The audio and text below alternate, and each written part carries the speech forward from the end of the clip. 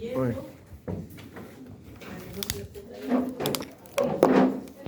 hoy vamos a continuar con lo que podría ser el sistema nervioso central, vamos a hablar también sobre el sistema nervioso periférico, lógicamente con sus divisiones del autónomo y del somático. Adelante.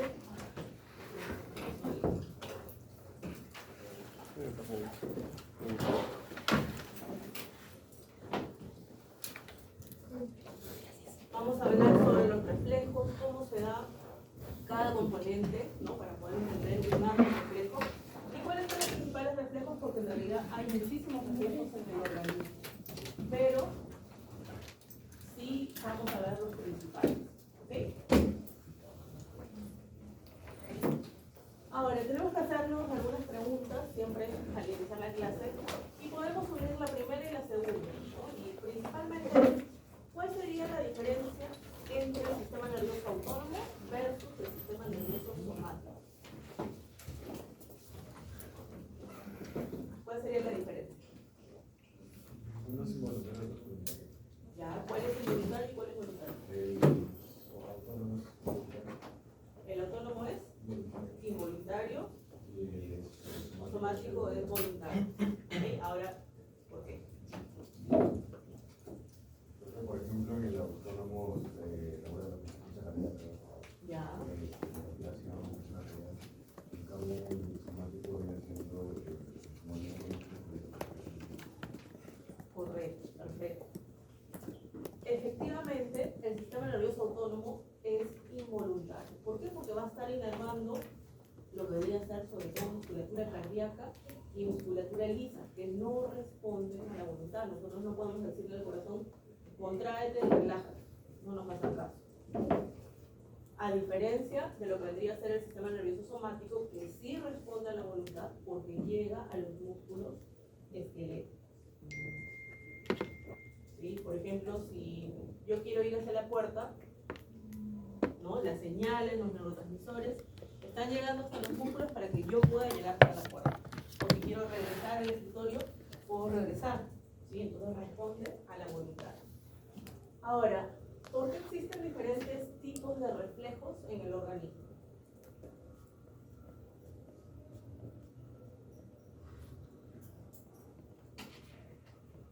¿Para qué están los reflejos? ¿Qué es lo que hemos estado viendo sobre los reflejos en estas semanas?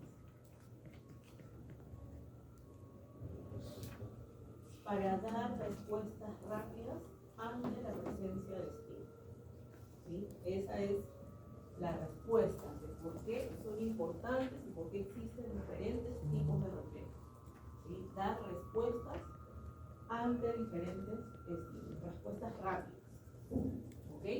El resultado del aprendizaje es que al finalizar la clase de hoy día, ustedes van a comprender la organización del sistema nervioso central y periférico y lógicamente las acciones del sistema nervioso autónomo y somático en el organismo. Tenemos que hablar sobre todo. Y este es el contenido de lo que vamos a ver. Y para recordar, para poder ubicarnos y poder entender la clase de hoy día, recuerden que el sistema nervioso se va a dividir en un sistema nervioso central y en un sistema nervioso periférico. El sistema nervioso central se va a subdividir a su vez en lo que vendría a ser el encéfalo y la médula espinal. Y el sistema nervioso periférico se va a dividir en sistema nervioso somático y sistema nervioso autónomo. ¿Okay? Entonces eso es para poder ubicarlo en toda nuestra clase de hoy.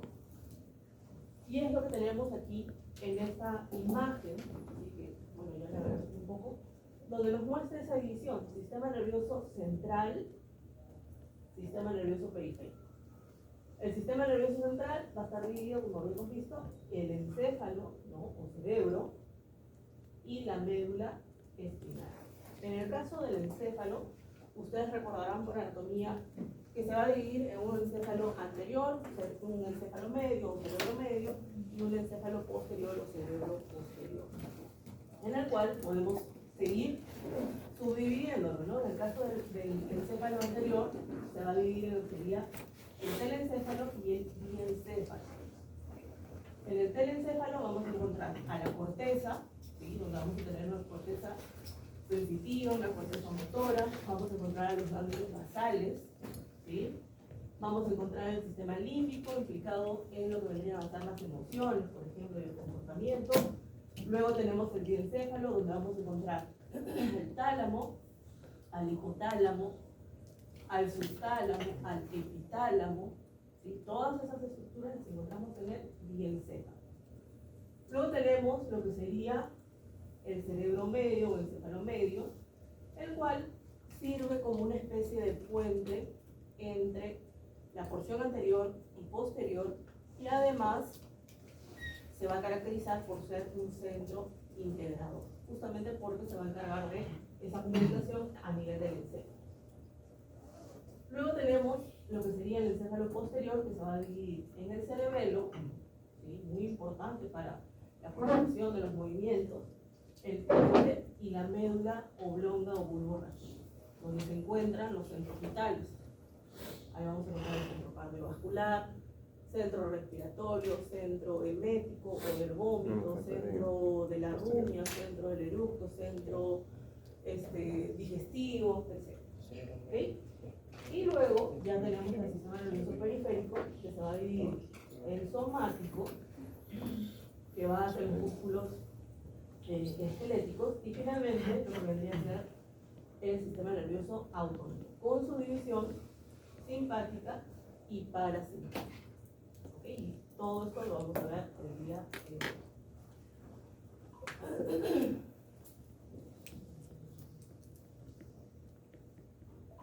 ¿Qué vendría a ser la corteza cerebral?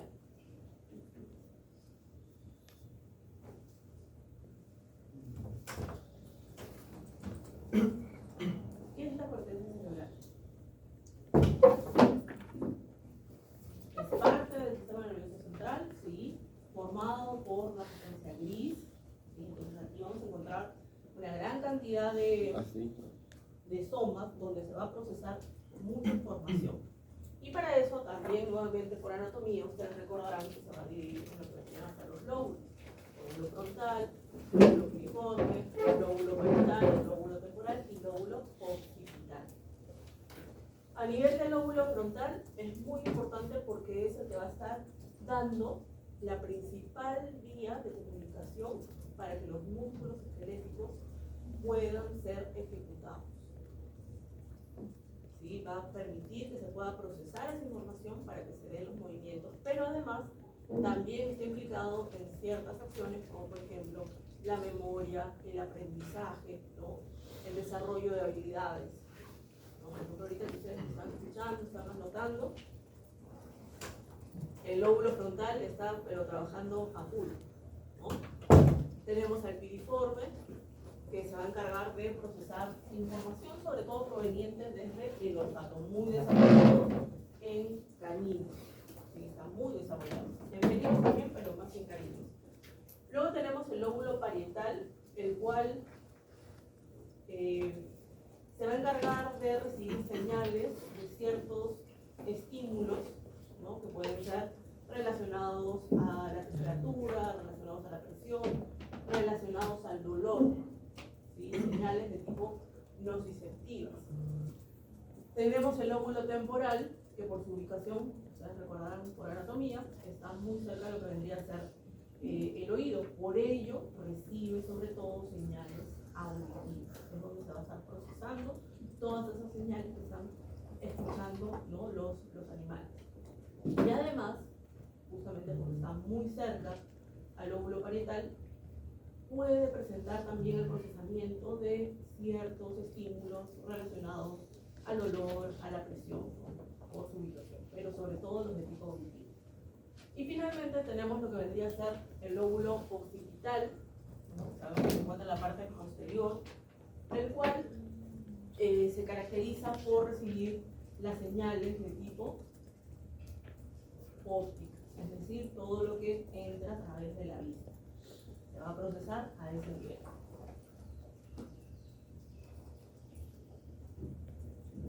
Ahora, tenemos aquí este gráfico, es un gráfico muy conocido, que en la medicina veterinaria no se es muy útil, si bien el gráfico representa lo que vendría a ser al ser humano, porque ustedes saben que en la medicina humana hay una rama que es la psiquiatría, y ellos esto lo estudian bastante bien, pero nosotros podemos aplicarlo en lo que vendrían a ser los animales, y se conoce como el gráfico homúnculo, ¿no? El nombre que tiene, que significa hombre pequeño, para ver la representación de cómo se distribuye la actividad a través de la corteza sensorial y la corteza motora, ¿sí? La corteza sensorial, la que está recibiendo muchos estímulos, ¿sí? Muchos estímulos provenientes de los sentidos, y en el caso de la corteza motora, procesando toda esa información para poder realizar movimientos. ¿Qué nos dice esto? Que en aquellas zonas donde se requiere una mayor actividad, una mayor inervación, lógicamente va a tener una mayor área, en lo que vendría a ser esta corteza, sobre todo la corteza motora, de mayor desarrollo. Por eso es que se ve como si tuviese aquí una especie de cara deforme, ¿no? Una mano muy grande. ¿Por qué? Porque el rostro, en el caso del ser humano, realiza muchos movimientos, ¿sí? Muchos movimientos que requieren de una inervación mucho más detallada. O, por ejemplo, el poder tomar así, ¿no? El termo, la botella, el lapicero, el limón. ¿Cómo podemos traspolarlo a la medicina veterinaria? Por ejemplo, en el caso de los caninos, el gráfico de la nariz estaría aquí en los. Acuérdense que en el caso de los perros tienen muy desarrollados los olfatos. Entonces ellos van a destinar gran parte de lo que vendría a ser esta corteza a lo que sería el olfato, o sea, la nariz. O por ejemplo en la lengua, o por ejemplo en los oídos. Los oídos también tienen mucho desarrollo, porque ustedes saben que tienen una audición mucho más interesante y mucho más fuerte que la del ser humano. Entonces ellos estarían más desarrollados esta parte. Ahora, la corteza, ¿no? Tiene diferentes funciones, como podemos ver aquí. Integración sensorial, interpretación del entorno. Por ejemplo, cuando llega un perro al consultorio veterinario, si es la primera vez, va a entrar, por ahí se va a quedar rígido y va a comenzar a mirar, ¿no? A ver el entorno, a oler, a escuchar, a empezar a interpretar qué está ocurriendo a su alrededor, en ese nuevo lugar al que lo han llevado. Movimiento voluntario, control motor consciente, es decir, hay algunos, y hay muchos de ustedes que trabajan ya en veterinaria, se habrán dado cuenta de que entra un perro por primera vez y sí, va a interpretar su entorno, pero también puede estar activo, puede empezar a moverse, a recorrer, a oler, ¿no? Entonces, desarrolla ese movimiento para poder desplazarse y ver qué está pasando. Aprendizaje y memoria, adaptación y conducta. Eso también tiene que ver mucho en el sentido de que, con el mismo ejemplo, que llega a la veterinaria y van a ver perros que, por ejemplo, se van a quedar tranquilos o, por ejemplo, van a comenzar a ladrar, ¿no? De manera constante porque es nuevo, es un ambiente nuevo. O bien, ocurre, o por lo menos creo que la mayoría de médicos veterinarios, cuando vemos un paciente nuevo, nos agachamos, le hacemos juego, ¿no? Y ya empieza a mover la cola. Entonces, eso también es una respuesta de adaptación y conducta, que todo pasa a través de la corteza. Comportamiento, muy relacionado al anterior también, interacción social y ambiental, eso es lo que les digo, ¿no? Empieza a mover la cola, o también incluso puede gruñir o puede ladrar, etc. Y dar respuestas complejas, ¿por qué? Porque también está relacionado con el movimiento. Por ejemplo, bueno, ya hace muchos años tenía un paciente que llegaba a la veterinaria, ya era conocido por nosotros, y era como que su estrés se desarrollaba, era muy nervioso, y empezaba a dar vueltas. Entraba a la veterinaria y era como que estaba girando. Y es un comportamiento que solamente ocurría cuando llegaba a la veterinaria, ¿no? Era su modo de responder, era su respuesta. ¿Y tiene valor clínico? Sí, porque también contribuye a un diagnóstico de tipo neurológico. Ustedes no en fisiología, pero sí en otros cursos, van a comenzar a aprender a hacer algunos exámenes, algunos estudios neurológicos simples para poder interpretar si es que podría haber alguna lesión a nivel de la corteza. Y eso lo van a ver en su momento.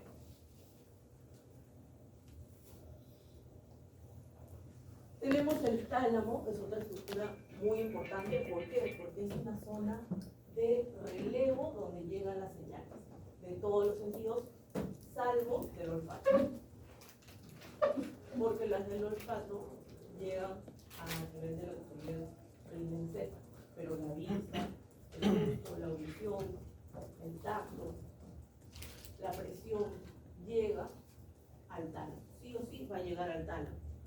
En donde vamos a tener un tálamo dorsal y un tálamo ventral, en los cuales principalmente lo que vamos a estar viendo es que a nivel del tálamo dorsal se va a estar transmitiendo las señales, es donde se está dando ese relevo de las señales para poder procesar. Y en el tálamo ventral se caracteriza por tener neuronas de tipo GABAérgicas, es decir, que van a estar liberando el neurotransmisor GABA. Ustedes ya saben qué es, excitatorio o inhibitorio. Inhibitorio. ¿Qué significa esto? Que al generar inhibición va a comenzar a inhibir ciertas señales que no son necesarias para ese momento. Entonces solamente va a dejar aquellas señales necesarias para poder interpretarlas y dar una respuesta. ¿Ok? Entonces es como que da una clasificación de las señales y eso lo hace el tálamo ventral, ¿sí? Que se va a encargar de regular principalmente, de controlar y de decantar esas señales que están llegando. Y vean lo que dice aquí. Recibe información sensorial de muchas áreas, es un centro de transmisión de información sensorial al sistema límbico y al cerebro en general. Quiere decir que la respuesta dada, por ejemplo, por las emociones, también van a pasar a través del tálamo. Siempre el perrito se pone contento al llorar a la veterinaria o comienza a dormir. Entonces esa respuesta pasa por ahí. Es un centro de relevo, es un centro de integración sensorial, mantenimiento del estado mental, atención y vigilia. Es cuando, por ejemplo, un perrito está escuchando un ruido, ¿no? Para las orejas, se queda quieto y empieza a ver para dónde es que está ocurriendo ese ruido. Implicado en respuestas emocionales también, como ya les había dicho, justamente porque tiene relación con el sistema límbico. Entonces, da respuestas a las emociones. Tenemos el cerebelo. El cerebelo, ustedes recordarán que se encuentra en lo que sería el encéfalo posterior. Tiene esta forma foliácea que parece hojas de árboles, ¿no? Y se divide en lo que deberían ser lóbulos, ¿no? El lóbulo rostral, el lóbulo caudal y el lóbulo nodular, que contienen los núcleos cerebelosos, los núcleos cerebelares. ¿Qué hacen estos núcleos? Lo que vamos a ver es que estos núcleos van a procesar información, también es un centro de integración que va a conectar con el tálamo, va a conectar con lo que es la corteza y va a conectar con otras estructuras o varias estructuras, porque son varios que son los ganglios basales. Vamos a hablar de ellos en un ratito. Y principalmente lo que hace es coordinar el movimiento. Genera una corrección en el momento. ¿En qué sentido? Por ejemplo, si tenemos, no sé, un perro que está caminando en una línea recta, ¿sí? Y de pronto en el camino encuentra un árbol. Lo que va a hacer el cerebelo procesando la información que llega desde lo que está viendo el animal es que en vez de seguir caminando y chocarse con el árbol, lo rodee para poder seguir su camino. Eso es lo que hace el cerebelo. Además, también recibe señales desde los propioceptores. ¿Qué son los propioceptores? Son receptores que se van a encontrar a nivel de los músculos esqueléticos, a nivel de las articulaciones, ¿sí? Y que dan cuenta de la posición del cuerpo. indica, por ejemplo, si un músculo está muy estirado o si está muy contraído. Entonces, esa información también la va a recibir el cerebelo, se va a encargar de procesar esa información. ¿Sí? El cerebelo corrige señales que por ahí no son necesarias, ¿no? Si yo, por ejemplo, quiero ir, no sé, hasta donde está ya sentado el señor Vinelli, entonces yo voy a ir por este camino hasta el final para entregarle el plumón o lo que sea. Si no funcionase mi cerebelo, ¿qué va a ocurrir? Si quiero ir otra vez, perdón que te ponga el ejemplo del señor Vinelli, yo me chocaría con la mesa. ¿Sí? Entonces, el cerebelo lo que hace es, por medio de los sentidos, que pueda haber una coordinación en el movimiento. ¿Sí? Para que yo pueda llegar hasta el final y entregarle el pulmón. ¿Sí? O si quiero ir hacia el escritorio, ¿no? Que vaya directo hacia mi izquierda y no que tenga que ir aquí, me choque, pero yo tenía que ir para allá. ¿No? Entonces el cerebro lo que hace es coordinar. Ahora, cuando comienza a fallar, va a haber una descoordinación, lógicamente, en los movimientos.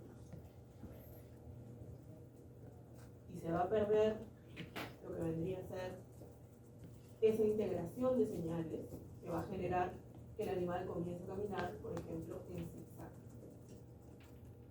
¿Sí? Cuando se daña el cerebelo,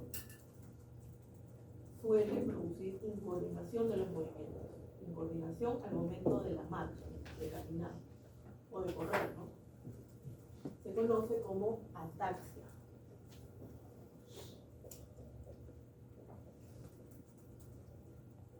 Ataxia cerebelar, ataxia cerebelosa. Incoordinación para caminar. O puede ocurrir también una dismetría. ¿Qué significa dismetría? Que al caminar no mide la distancia de los objetos. Entonces, ¿qué pasa? Que camina y se va a chocar con la mesa, o se va a chocar con la pared, o con la puerta. Con ese dis. ¿Sí? ¿Pregunta? ¿No? Entonces, la información que llega al cerebelo es muy importante porque va a permitir la coordinación, el balance del cuerpo y la postura. Eso me permite también que se pueda caminar erguido, que se pueda subir o bajar las escaleras, ¿sí? Vamos a ver qué más tenemos. Vean aquí, está relacionado con la postura, el equilibrio del cuerpo, centro integrador de los movimientos uniformes, coordinados, voluntarios. Si yo ir a la puerta, entonces, por medio de la vista, sé que tengo que venir por este camino. Recibe impulsos de propioceptores, receptores de tacto, visión, audición, así como de la corteza motora, como les dije. Todo está relacionado. Corteza motora, tálamo, cerebelo, ganglios nervales. ¿Sí? Ahora, vean que dice, envía a la corteza motora señales de inhibición. Y justamente lo que va a permitir que al momento de que yo quiera ir hacia el final del salón, no me choque con la mesa. Porque se van a inhibir aquellos elementos que no son necesarios para poder llevar a cabo la acción. Y para los que están llevando histología, no sé si ya han visto las capas de lo que vendría a ser el cerebelo, que tenemos tres capas. La capa granular, la de las fibras de Purkinje y la molecular. ¿Sí? Entonces, en este caso, lo que vamos a ver es que la capa más interna, o la capa granular, lo que hace es transmitir las señales que le llegan a través de unas fibras que se conocen como las fibras musgosas, ¿sí? De musgo, musgosas, que es la que le llega a modo de aferencias, por así decirlo. Entonces, de esta capa granular va a pasar a la siguiente capa, que es la capa de las fibras de Purkinje, la cual también se caracteriza por poseer neuronas de tipo GABAérgicas, justamente para poder eliminar aquellas señales que no son necesarias, no las inhibe totalmente. Y lógicamente las transmite ya a la tercera capa, que es nuestra capa molecular, que ya procesó la información y ahora es momento de enviarla hacia dónde, hacia los músculos esqueléticos. Tenemos aquí lo que vendrían a ser los ganglios basales, en donde podemos ver que son varias estructuras nerviosas, si ustedes recordarán, no sé si por histología o por anatomía, no sé dónde lo ven, la sustancia negra, el núcleo subtalámico, el globo pálido, el núcleo estriado, que se divide en lo que vendría a ser el putamen y el núcleo caudado. ¿Sí? Tienen una función también de integrar muchas señales, ¿sí? Lo cual permite que se puedan dar movimientos más planificados, más organizados. Muchos autores señalan que su función es muy parecida a la del cerebelo, pero ¿cuál es la diferencia?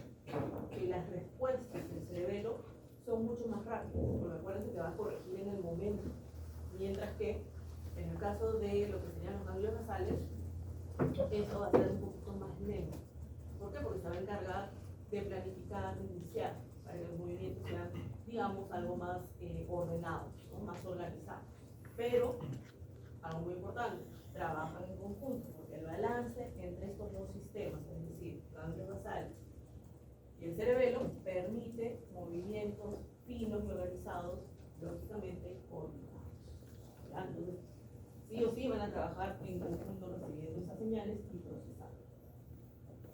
Ahora, a nivel de la médula espinal, ya yendo un poquito más hacia la parte posterior, acuérdense que tiene la famosa forma, que nosotros el examen de TSH, murciélago, mariposa, ¿sí? Donde tenemos una sustancia gris en la parte central y una sustancia blanca en lo que está rodeando, ¿correcto? Y tiene lo que vendrían a ser las astas dorsales, las astas ventrales, y también tiene las astas laterales, a través de las cuales, por ejemplo, de las astas dorsales van a ingresar las fibras sensitivas, ¿sí? Van a estar llegando las fibras aferentes, sensoriales y sensitivas, y a través de las vías, de las astas ventrales van a estar saliendo las vías motoras o eferentes, ¿no? Ustedes recordarán que están llevando las respuestas, ¿sí? Ahora, tenemos lo que vendrían a ser los tractos. ¿Qué son tractos? ¿Qué son los tractos nerviosos?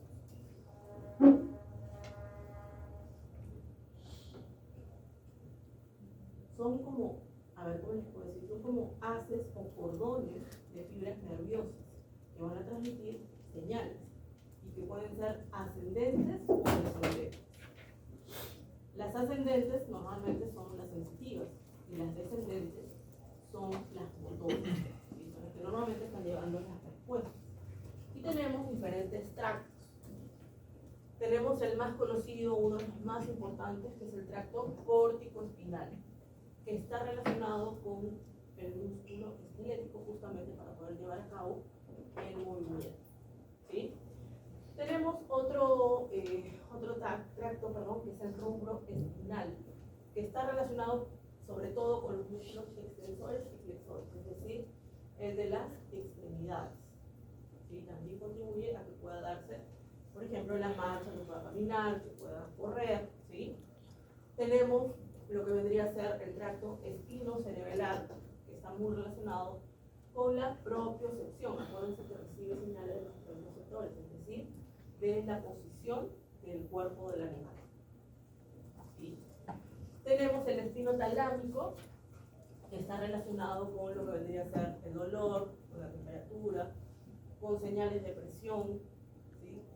Con señales nociceptoras, es decir, dolorosas, todas van a pasar a través del espinotalámico, ¿no? Luego tenemos el vestíbulo espinal, el tracto vestíbulo espinal, que está relacionado con lo que vendría a ser el balance del cuerpo y el oído interno. El oído interno es muy importante.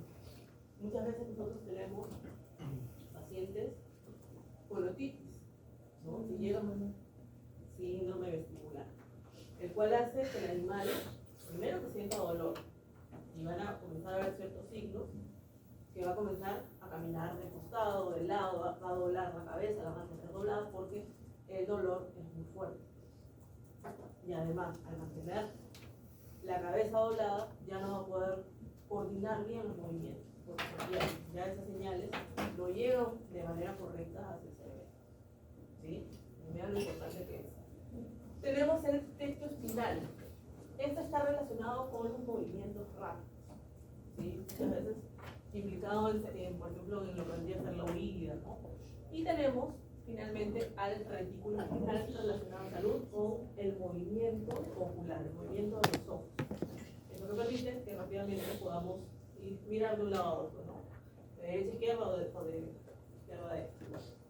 Entonces tenemos estos tractos que pueden ser, nuevamente les digo, ascendentes o descendentes, transmitiendo señales, ¿no?, sensitivas o motoras.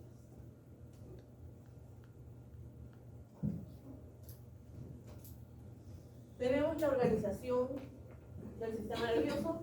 ¿Qué es lo que hemos visto aquí? Que lo hemos recibido al inicio de la clase, ¿no? Sistema nervioso central, sistema nervioso periférico. El central, ya sabemos, el encéfalo y la médula espinal, que son los que se van a encargar de procesar toda la información que llega a través de las vías aferentes. Procesan la información y la van a enviar por vías eferentes, correcto. Entonces, que forman parte del sistema nervioso periférico. Vean, tenemos las neuronas sensitivas y las neuronas motoras, aferentes y inferentes. Ahora, en el caso de las motoras, ahí está la diferencia, porque tenemos las somáticas y tenemos las autónomas. Las somáticas, ustedes ya saben que van a llegar a los músculos esqueléticos, mientras que el autónomo va a llegar a lo que vendría a ser músculo cardíaco y músculo liso, a los órganos, ¿no?, a las vísceras en general, a las glándulas, que lo vamos a ir viendo a lo largo de lo que vendría a ser nuestro ciclo, ¿no? Y además, recordar que el autónomo se va a dividir en simpático y parasimpático.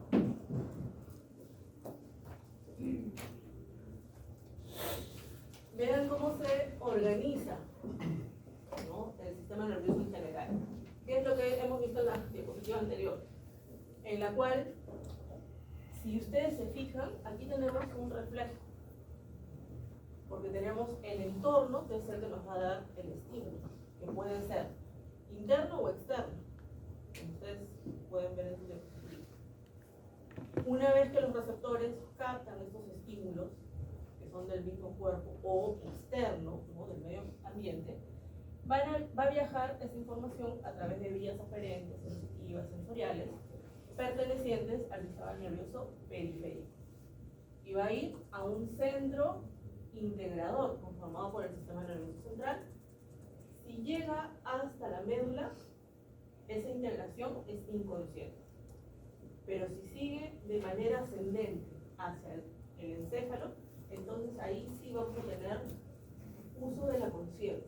Ahí sí va a haber una percepción consciente, por ejemplo, del dolor. Procesada la información, vamos a ver que la respuesta nuevamente va a pasar al sistema nervioso periférico a través de la vía eferente o motora. ¿Para qué? Para corregir lo que está ocasionando esta reacción, es decir, el estímulo. Y lo hemos visto en la mayoría de los feedbacks de tipo negativo. ¿Queda claro esto, creo, no? ¿Sí? Ahora, en el caso del sistema sensitivo, sensorial, vamos a ver que las neuronas, como les había comentado, ingresan a través de lo que sería el asta dorsal, pero pasa a través de un ganglio espinal, que es donde normalmente se encuentra el soma de este tipo de neuronas. Y llega la información hasta lo que vendría a ser el centro integrador. En este caso nos muestra la red, ¿no? Procesa la información y da una respuesta. Como por ejemplo aquí estamos viendo un reflejo flexor, ¿no?, que permite que la mano pueda retirarse. Vamos a ver en un rato, bueno, casi al final de la clase vamos a ver el reflejo flexor. ¿Ok? Ahora, también vamos a encontrar que estas vías sensoriales se van a encontrar en lo que sería el ganglio del quinto par craneal. ¿Por qué? Porque la mayor parte de las señales sensitivas a nivel del rostro, tanto en personas como en animales, pasan a través de este criptopado. Entonces ahí también tenemos un ganglio muy importante a través del cual va a llegar este sistema sensitivo. ¿Ya? Tenemos la propiocepción general, que se refiere básicamente a la recepción de señales que van a dar los propioceptores, como por ejemplo el uso muscular, el órgano tendinoso de Golgi. Lo vamos a ver también al final de la clase de hoy día cuando hablamos de reflejos. Y acuérdense que esa información que están siendo captadas a través de los músculos, a través de las articulaciones, van a viajar por vía ascendente hasta llegar, por ejemplo, al cerebro. ¿Para qué? Para poder coordinar una respuesta, ¿no? Y también lo vemos. Las señales van a viajar por vía ascendente y van a llegar al tálamo, van a llegar a la corteza, van a llegar, bueno, no lo vemos aquí, pero también va a llegar a los ganglios basales, pero están llegando también al cerebro, ¿no? Para que se puedan integrar. Ahora, en esa propiocepción general vamos a encontrar neuronas de primer orden y neuronas de segundo orden. A veces les preguntan en sus exposiciones si es que a alguien le toca sistema nervioso, cuál es la diferencia entre las neuronas de primer orden y las neuronas de segundo orden. Las neuronas de primer orden son aquellas que llevan la información desde los receptores hasta la médula. ¿Sí? Del receptor hacia la médula. Y las neuronas de segundo orden son las que van a llevar la información de manera ascendente, es decir, desde la médula hasta el encéfalo, en cualquiera de sus estructuras, o sea, el tálamo, cerebelo, etc. ¿Sí? Entonces, neuronas de primer orden y neuronas de segundo orden son las que van de manera ascendente. Ahora, sí hay algunos autores que hablan de neuronas de tercer orden. Estas neuronas de tercer orden se consolidan básicamente en lo que vendría a ser el encéfalo. Por ejemplo, una comunicación entre la corteza y el tálamo, una comunicación entre la corteza y el cerebelo. Entonces ahí vamos a encontrar las de tercer orden. Pero la mayoría de autores, por repetir, nos hablan de neuronas de primer orden y neuronas de segundo orden. ¿Sí? ¿Queda claro la diferencia entre una y otra? Muy bien. Tenemos los pasos en la sensación de dolor. Siempre digo esto porque va a ser así, y es que en farmacología ustedes van a llevar una clase, o creo que no sé si la como seminario, que es fisiología del dolor. Si hablamos ya de dolor, ya no es fisiológico, ¿sí? Pero nosotros aquí en fisiología sí tenemos que entender cómo se dan esos pasos para que llegue al dolor. ¿Sí? Posiblemente algunos de ustedes pueden explicar cuando llegue el fármaco cómo se da esa fisiología del dolor. Entonces vamos a entenderla desde aquí. Para esto les tengo que decir que se va a dar en 4 fases, 4 etapas. ¿Sí? La primera es la transducción, la segunda es la transmisión, la tercera es la modulación y la cuarta es la percepción. Entonces vamos a ver. En el caso de la transducción, que es la primera, lo que vamos a ver es que los estímulos dolorosos se van a convertir en señales eléctricas. ¿Cómo así? Sabemos que vamos a encontrar estímulos dolorosos que pueden deberse a mecanorreceptores, termorreceptores, ¿no? O quimiorreceptores, que son los que captan lo que vendrían a ser los estímulos mecánicos, térmicos y químicos. Vamos a dar ejemplos de cada uno. En el caso del mecánico, vamos a suponer que hay una tachuela y el perrito lo pisa. Ahí tenemos estimulación de nociceptores o receptores de dolor de tipo mecánico, mecanorreceptores. Vamos a suponer químico. Vamos a ver, no sé, a alguien se le derramó un poco de, no sé qué les puedo decir, de ácido sulfúrico, ¿no? En una fuerte concentración. El perrito lo pisa, ahí tiene un estímulo doloroso que activa quimioreceptores del dolor. Y en el caso del térmico, el clásico ejemplo, lo que están haciendo la parrilla, cae un poquito de carbón y el perrito lo pisa, doloroso. Térmico pero doloroso. Entonces, estas señales se van a traducir en señales eléctricas una vez que tocan los receptores. ¿Para qué? Para que la información pueda pasar a la segunda etapa, que es la de transmisión. ¿Sí? Estas señales eléctricas, estos potenciales de acción que se han generado comienzan a viajar ¿hacia dónde? Hacia el centro integrador. ¿Sí? Se transmite. ¿Para qué? Pues para que pueda haber nuestra tercera etapa, nuestra tercera fase, que es el de la modulación a nivel de la médula, en donde vamos a ver que puede haber una amplificación de esa señal, o bien puede inhibirse, puede suprimirse. ¿En qué sentido? Si es muy fuerte la señal, ¿sí? Si es muy fuerte, va a seguir de manera ascendente. Vamos a suponer, volviendo al ejemplo de la tachuela. ¿Saben lo que es tachuela? ¿Sí? Los chinchecitos, ya. Si el perrito pisa ese chinche, ¿no? Que está justo con la punta hacia arriba, si es leve, le va a doler, ¿sí? Va a haber traducción, va a haber transmisión, va a llegar a la médula, pero si es leve, ya escucharemos que llora, pero luego se calma, porque solamente lo pisó. Pero ¿qué pasa si lo pisa de manera más fuerte y queda incrustado?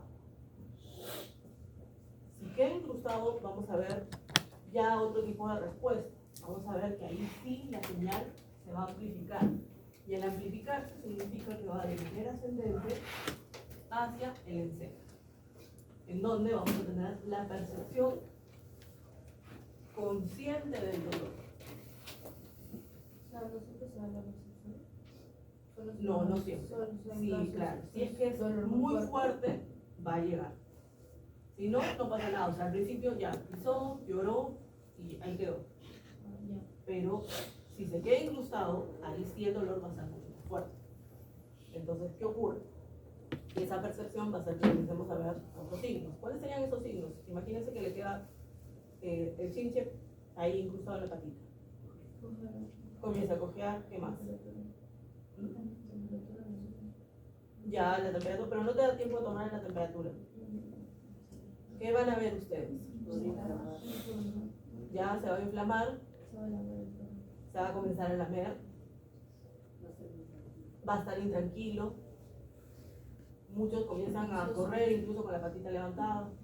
¿Qué más?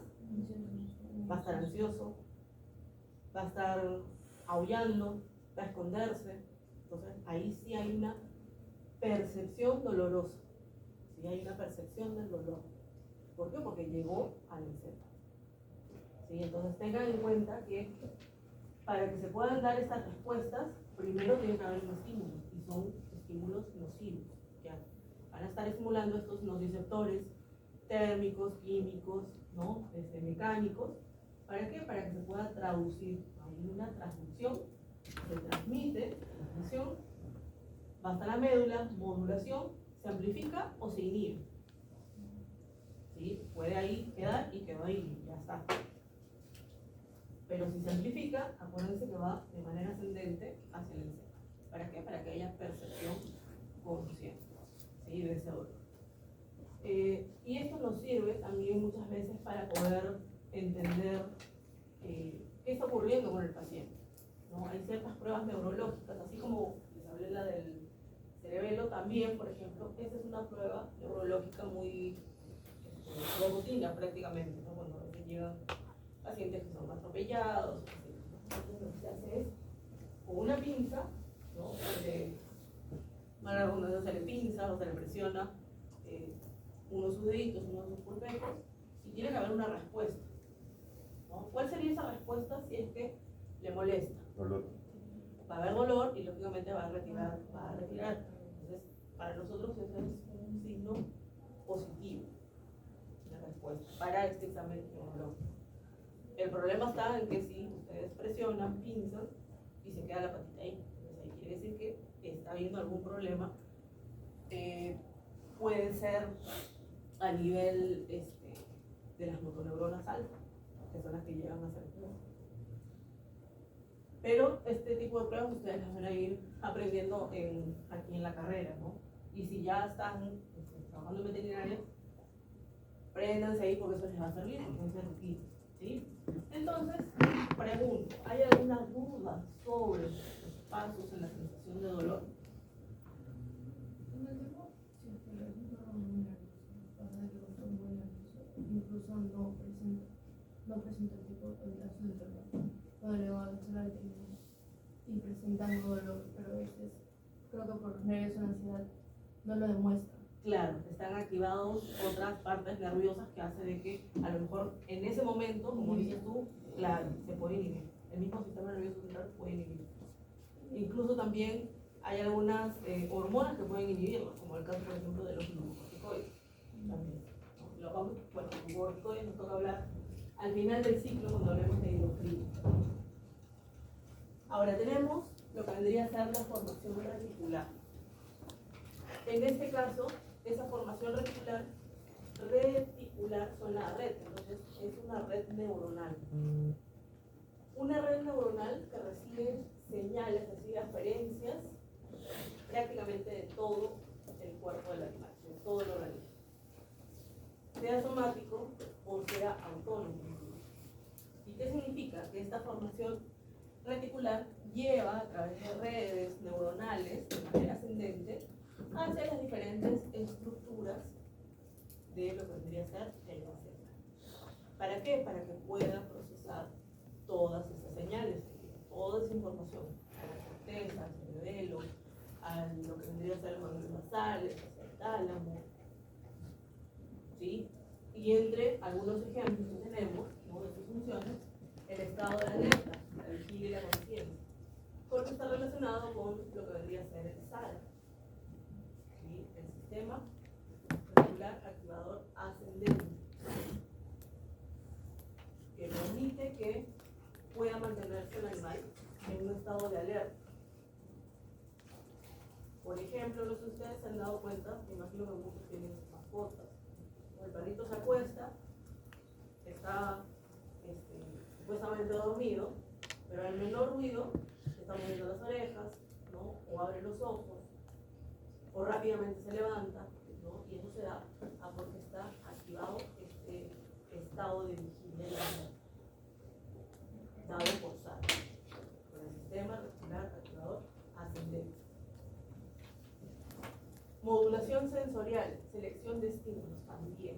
Aquí vamos a ver que estas formaciones reticulares van a tener neuronas, interneuronas excitatorias, pero también inhibitorias, que van a también ir decantando aquellas señales que no les son necesarias a las diferentes estructuras a las que va a estar llegando, ¿no? Tono muscular, postura y equilibrio también. Tono muscular se refiere a la longitud óptima de un músculo. ¿Para qué? Para que pueda contraerse de buena manera, para que pueda generar una buena fuerza contraria.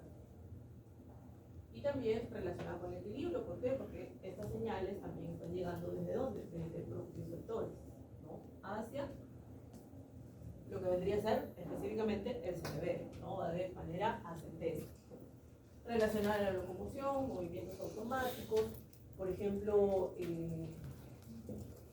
si nos vamos a suponer que tenemos, no sé, un venado que está ahí pastando y de pronto aparece, no sé, un jaguar. Entonces, apenas escucha un movimiento extraño, va a salir disparado. Y esa respuesta rápida se la da a través de esa formación reticular, que va de manera ascendente muy rápido, porque estamos hablando ahí de que vamos a estar encontrando axones de tipo mielínico, ¿sí?, relacionadas a los reflejos, respuestas adaptativas, sean autonómicas o sean incluso tipo somáticas también en algunos casos, ¿no? Y lógicamente ayudan también a mantener lo que sería la homeostasis. Aquí está, justamente lo que se estaba diciendo del SARA, sistema reticular activador ascendente. Señales que van de manera ascendente a través de estas redes para poder mantener ese estado de alerta. Incluso de esto podemos hablar, no sé si ustedes han visto que dicen, ¿no? Salen a veces en los memes, ¿no? El perro puede haber temblor, pueden entrar a robar la casa, no ladra. Pero el momento que ustedes abren una bolsa de papitas, ahí están, ¿no? Despiertos. Eso se le puede atribuir a Sara, por ejemplo. Que funciona muy bien porque se mantienen alertas, ¿no? Se mantienen en un estado de vigilia. El problema está cuando entran en lo que vendría a ser la fase REM del sueño. Que ahí sí hay como una desconexión, hay un sueño profundo. Y entonces ahí se desactiva Sara. ¿En qué momento? Cuando, por ejemplo, están soñando, ¿no? Mientras están soñando, Sara muchas veces está inactiva, ¿sí? Muy bien. ¿Tienen alguna pregunta hasta aquí? Sí. Yo tengo dos unas para aclarar. ¿Las neuronas de segundo orden son receptores? No. ¿O son solamente las que conducen ya la respuesta? Conduce, no conduce respuesta. Conduce la información desde la médula hasta el cerebro. Entonces podríamos decir que forman parte de lo que es la modulación en el proceso de reducción del dolor, ¿no? Claro, serían parte de esa activación de la modulación, ¿sí? Amplificación. ¿Y las de primer orden? Y las de primer orden son las que están transmitiendo la señal desde el estímulo activó el receptor hasta que llega a la médula. Y lo otro es, con las pruebas que usted mencionó, ¿no? Para saber si alguno de los receptores funciona, ¿hay algún caso a reportar en que puedan fallar los tres tipos de receptores, ya sea térmico, químico y lo que es el mecánico? Sí, cuando hay lesiones de nervios, sí, muchas veces se ha visto de que pueden fallar todos los receptores, sobre todo en tareas. Y Muchas veces en pacientes atropellados ocurre eso. A veces hay una prueba neurológica en que con un encendedor se le pasa el fuego, ¿no? Por los deditos, obviamente sin quemar, ¿no? claro. Pero tiene la respuesta de retirada, no de respuesta. Ni a sustancias químicas, nada, no ocurre nada. ¿Y también pasaría en casos de displasia de cadera? Sí podría haber, si es que es muy severa, sí. Si no, no. Gracias. ¿Alguna otra duda, chicos? ¿Ninguna? ¿Les parece si nos tomamos un receso? 15 minutos. Pero antes de receso les voy a entregar pruebitas, ¿ya? Y se va a encargar de repartir.